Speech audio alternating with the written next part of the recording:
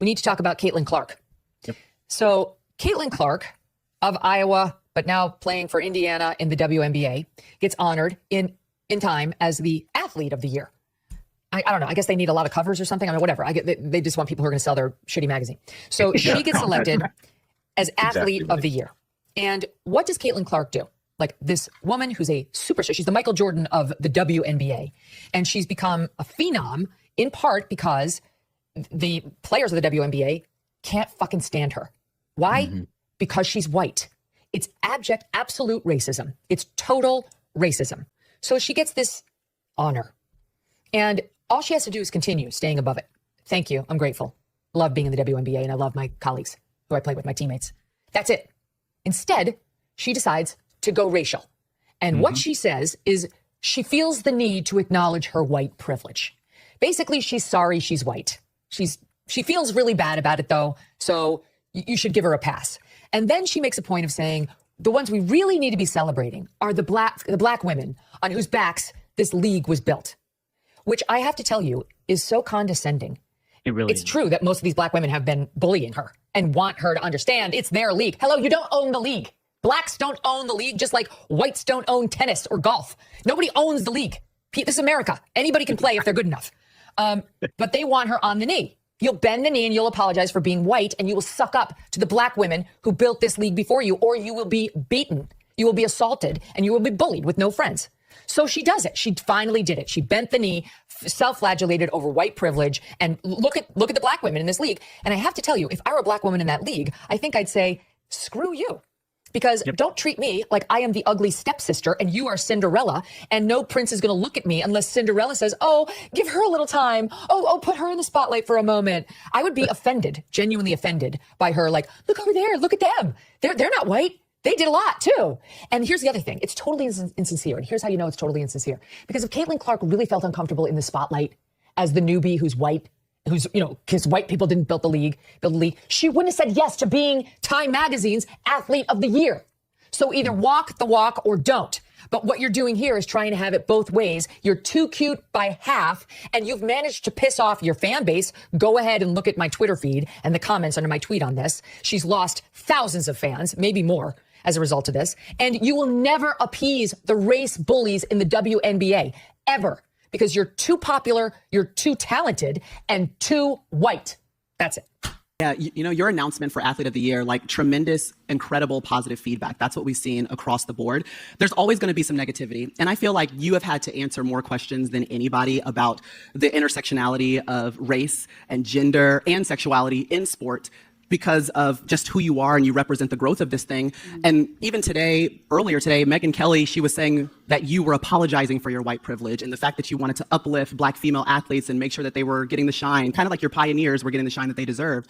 And I just want to know how you feel or how you respond to some of those criticisms when you have to deal with something that it's really not your problem. Like, I feel like it's them looking in a mirror a little bit, but it still comes down on your shoulders. I feel like I always have had really good perspective on everything that's kind of happened in my life, whether that's been good, whether that's been bad. And then obviously coming to the WNBA, like I've said, I feel like I've earned every single thing that's happened to me over the course of my career. But also, I grew up a fan of this league from a very young age. Like, my favorite player was Maya Moore. Like, I know what this league was about. And like I said, like, it's only been around 25 plus years. So I know there's been so many amazing black women that have been in this league, and continuing to uplift them, I think, is very important. And that's something I'm very aware of. And like I said, like, I try to just be real and authentic and, share my truth. And I think that's very easy for me. Like, I'm very comfortable in my own skin. And that's kind of been how it is my entire life. Yes. These ladies gave their all. The Sue Birds of the world. I mean, we don't even talk about go down the list. But you can go down the list. And so that's my only point. But hoping that you're able to understand that. But Scott, you're saying, but Scott, it's disrespectful for you to say, what have they built? There are little children right now, little girls at home, hoping that they can play in what they call the WNBA. And the reason why it's still up and still running, whether it's losing money or not, is because of these black women who are in this. And so, no, Scott, stop it. You stop it now. It's not. I was in Vicky's. Tonight, a completely predictable plot line. Conservatives are upset with an athlete for saying something that they don't like. Caitlin Clark, she is Time's Athlete of the Year, and she told the magazine that she benefited from white privilege on her way to fame in the WNBA. That's a league where most players are black. Podcaster Megyn Kelly heard that and lost it. She said, quote, she's on the knee, all but apologizing for being white and getting attention. Kelly wrote on X, the self-flagellation, the, oh, please pay attention to black players who are really the ones you want to celebrate. Condescending, fake, transparent, sad. Clark responded to those comments today. Listen. I know there's been so many amazing Black women that have been in this league, and continuing to uplift them, I think, is very important. And that's something I'm very aware of. And like I said, I try to just be real and authentic and, share my truth. And I think that's very easy for me. I'm very comfortable in my own skin. And that's kind of been how it is my entire life. Joining us at the table is CNN contributor Carrie Champion. She's the host of the Carrie Champion Show on Prime Video. She might also be our Caitlin Clark correspondent. Yeah, I think so. I'm going to get to Scott Jennings' sigh in just a moment. Yeah. But Carrie, what I don't understand about this, Caitlin Clark never asked to be this avatar of race, right? And basically that is what she is saying. I didn't ask for this. Why are you making me this person? And now people are mad about that? Well, it's really interesting because since she came into the league, we have to talk about the attention that she has received. She's a phenomenal player. I've never seen anybody shoot the ball the way she shoots the ball in the WNBA. I'm just being honest. She, early on in her collegiate career, reminded me of Steph Curry, and that's where all this attention came from. But before she entered a league that started in 1997, there were the Lisa Leslies and the Dawn Staleys and the Cheryl Swoops of it all who really built this league, and they weren't getting the attention because, let's face it, the league was built in a way in which it wasn't mainstream. And all she's simply saying is that I want to respect those who come before me. Now, conservatives do one of two things that I am so fascinated with, especially when it comes to her.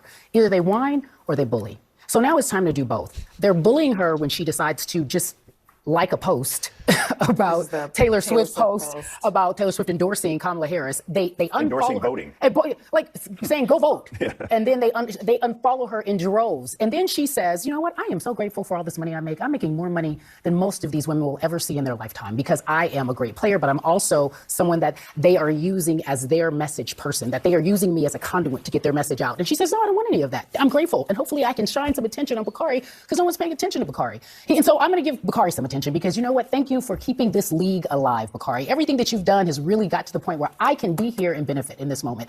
And Megyn Kelly, saying she's on a knee apologizing because she's white, she's acknowledging the reverse DEI that no one wants to talk about. She has a privilege. She has been in this league for a year? And she makes more money than the people who built this league, and she understands there's a reason. Not because she shoots the ball well. Yes, that also helps. But there's another reason, Scott. There's a reason that says I'm white, and it's a privilege, and people love me. And I'm okay with that, but I want to also acknowledge everyone else. Why is she being bullied? Why is that wrong? Why is she being bullied for acknowledging something that's smart, truth, and factual? Well, a couple things. Number one, whether you're an athlete or anyone else, if I hear you use the phrase "my truth," I immediately then discount everything else you say because there isn't my truth or your truth. There's just the truth. And when you start using phrases like that, it tells me that your brain has been captured by something that I don't really respect. That's not true. Number two. That's not true. Number two, the attention the league got this year was amazing, and it was all because of her. She is an amazing player. The arenas were full when she played in them. The TV ratings were up when she was on television. That's undeniable. But the league still lost like $40 million this year. And it's never made money. And to me, when you're talking about having respecting people who built something, what did they build? A league that loses money every year? She has the capacity. What do you mean? What What did they build? What do you mean? What did they build? What kind of a business did they build? They've had a business model that has allowed women who have never had a professional sport here in America, in the United States of America, to play. They've kept it alive. That's what she's built. That's what they've built. This is the problem with the conversation about race in this country that we've never tackled. Because there are two things fundamentally wrong with what Scott said. The first is when you say things like my truth, right, and you just tune that out. My truth is just vastly different than yours. It's not just the truth. In fact, one of the things I would like to just help you understand is that the definition of white supremacy, do you know what the definition of white supremacy is? It's when you feel like equality is oppression. And for some reason, it gets so entangled because people just simply want equality, and you feel like that's taking away something from you. I'm not dare saying that anybody at this table is a white supremacist, but what I am trying to do is at least educate you on what the truth is. And so we both come from different, we want the same America for our children, but we come from different places. We don't necessarily want equality. Some of us just want equity, right? And all I'm saying about Caitlin Clark is a different statement. All I'm saying about it's not a different statement. All I'm saying about Caitlin Clark is this. I have a bias against Caitlin Clark. Yes, just innately. you have said it, yes. And I want to be extremely clear because I'm a South Carolina Gamecock fan, and she took away one championship from us. But I also recognize that Caitlin Clark knows something that this is the second point. The first point was my truth. The second point is, Scott, you cannot denigrate. You cannot simply say that Dawn Staley and Lisa Leslie and Cheryl Swoops and all these women who do something insanely better than all of us at this table did not build anything that you can't respect. Yet the league wasn't built in a way that would make money. That's not what it is. That's not what it was for. But these ladies gave their all. The Sue Birds of the world. I mean, we don't even talk about you go down the list. But you can go down the list.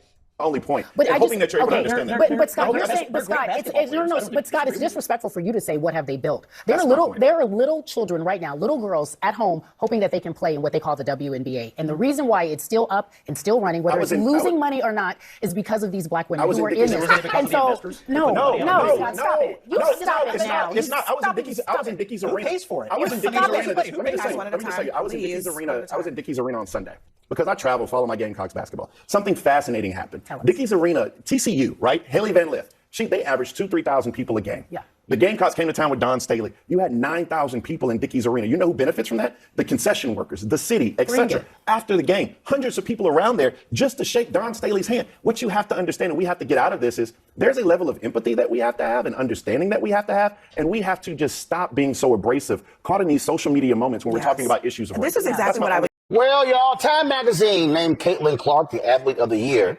and she made some comments in her interview that Lord has driven white MAGA out of their minds. Charlie Kirk, that white racist who leads Turning Point USA, this was a tweet that he posted. Y'all go ahead and show it. Caitlin Clark is getting very bad advice. The whole country is rejecting wokeism and anti-white ideology. She has a chance to stay neutral and failed miserably. Her handlers saw this as a chance to, quote, keep woke alive, unquote. Too bad. She's an amazing athlete who totally missed on this one. Then, of course, you got this white woman, what's her name? Riley Gaines. Now, she done made a name for herself because she was in some swimming competition. She lost to a transgender athlete. Well, she came in 5th place. So it ain't like she's a winner at anything, but she's got like 1.4 million followers. And so they made her this superhero on the right. And so she's been commenting on everything left and right. And so again, I don't understand. I don't know what she's actually done, what she's actually accomplished ever. So this is what this fool tweeted. Y'all go ahead and pull it up. No one was asking for Caitlin Clark to position herself as a right-wing hero. All she needed to do was remain neutral. She's a phenom who inspires countless young girls to play and achieve. So I still have great admiration for her, but she missed the mark on this one.